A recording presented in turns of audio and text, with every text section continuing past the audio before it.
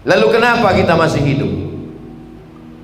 Kalau dikatakan kita hidup karena rajin olahraga, berapa banyak orang selesai jogging meninggal dunia? Kalau dikatakan hidup itu karena rajin menjaga 4 sehat 5 sempurna, berapa banyak bapak ibu dokter yang sangat teliti menjaga kesehatannya meninggal lebih dulu dari kita. Lalu kenapa kita masih hidup? Apa yang membuat kita hidup? Jawabannya ada dalam surat Al-Mulk yang disuruh dibaca sebelum tidur malam, 30 ayat menjaga selamat dari azab kubur. Jawabannya adalah Allazi khalaqal mauta, Allah yang menciptakan mati, wal hayata, Allah yang menciptakan hidup, liyabluwakum ayyukum ahsanu amala, untuk menguji siapa yang paling baik amalnya. Yang paling mulia di antara kita bukan yang paling banyak ilmunya, yang paling mulia bukan yang paling tinggi jabatannya, yang paling mulia bukan yang paling banyak hartanya, tapi yang paling ayyukum ahsanu amala, yang paling baik amalnya. Innal insana lafi khusr, semua manusia ini rugi. Yang kaya rugi, yang miskin rugi, yang punya kekuasaan rugi, rakyat jelata makin rugi. Yang beruntung siapa? Illalladzina amanu, orang yang percaya la ilaha illallah Muhammadur Rasulullah. Cukupkah hanya iman saja? Wa amilus shalihat, dia tidak hanya sekedar beriman, tapi dia beramal saleh.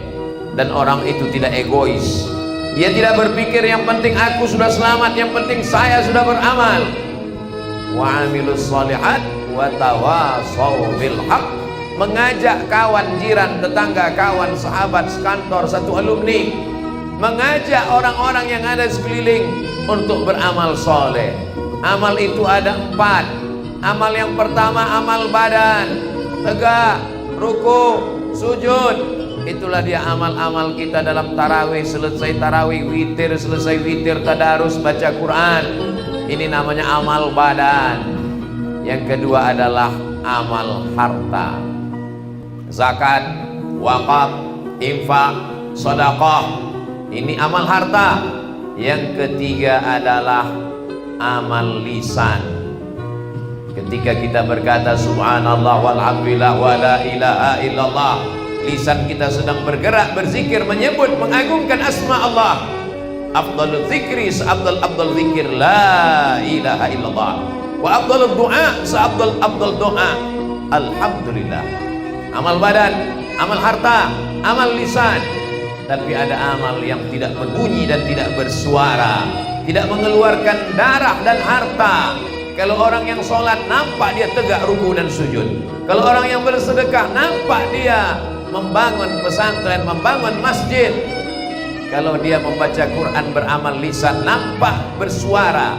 Tapi ada amal yang tak bersuara, dia adalah amal hati, ikhlas, ridha menerima takdir Allah, sabar menerima ketetapan Allah.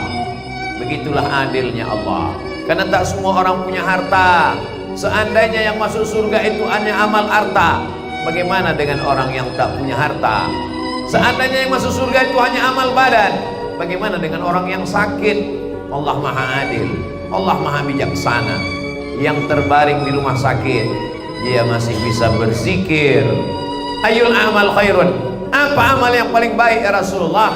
Apa jawab Nabi? Antufariqad dunya, kau mati meninggalkan dunia, walisanuka ratbun bidzikrillah, lidahmu basah menyebut nama Allah. Subhanallah wa bihamdihi subhanallahil azim, la ilaha illallah, hasbunallah wa ni'mal wakil, ni'mal maula wa ni'man nasir, wala haula wala quwata illa billahil aliyil azim. Bagaimana dengan orang yang koma? Dia tidak bisa berzikir, tapi hatinya dia tetap sadar, telinganya tetap mendengar, sehingga ketika orang berkunjung mendoakannya di telinganya, ya Syafi, wahai engkau yang maha menyembuhkan, ya Kafi, engkau maha mencukupkan, ya Mu'afi, engkau maha menyehatkan, isfi mardana, sembuhkan saudara kami yang sakit. Dia tak bisa lagi berkata-kata, air matanya meleleh. Kenapa air matanya meleleh? Karena air mata itulah respon terakhir menjelang malaikat maut datang. Bagaimana amalnya? Amal badan tidak bisa, amal harta tidak bisa, amal lisan lidah tidak bisa. Dia beramal dengan hati. Hatinya tetap menyebut Allah, Allah, Allah, Allah, Allah. Hatinya tetap bersyukur kepada Allah karena dia masih bisa mengingat Allah. Hatinya masih tetap ridha kepada takdir Allah karena ini semua adalah ketetapan. Antu'mina bil qadari khairihi wa syarrihi. Engkau beriman kepada takdir, takdir baik dan takdir buruk.